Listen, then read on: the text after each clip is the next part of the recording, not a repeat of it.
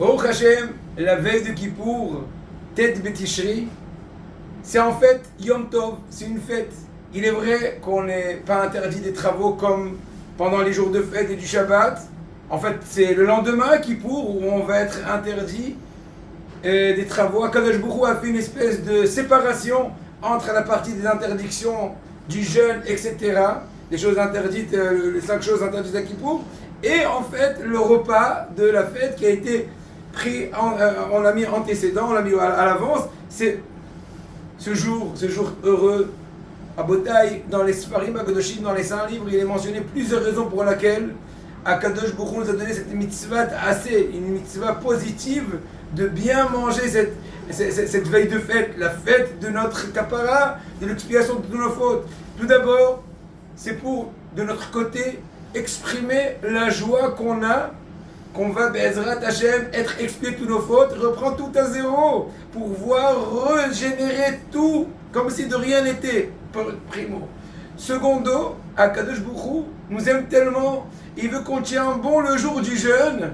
Alors il dit, mangez bien, et je vous paye pour cela. Je vous donne les mitzvahs, mangez bien mes enfants, parce que je vous aime tellement, parce que je veux tellement, je languis tellement votre retour, pour vous faire du bien. Permettez-moi, entre guillemets, de continuer à vous faire du bien.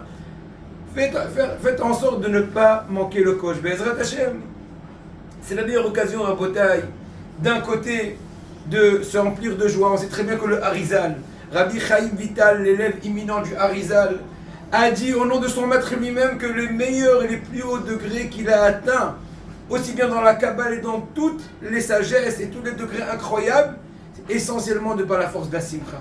Il faut qu'on se renforce aujourd'hui, la veille de Yom Kippourim, de s'emplir de joie et d'exprimer en cela à Kadosh Baruch Hu, d'un côté la foi qu'on a, et l'espérance qu'on a, et l'amour qu'on a envers lui, on est prêt à fêter, on est comme si tout déjà fait. Bon, demain on doit quand même jeûner parce que il faut quand même accomplir la chose dans la pratique, mais pour nous tout a déjà été fait, c'est une question juste de déballer les choses.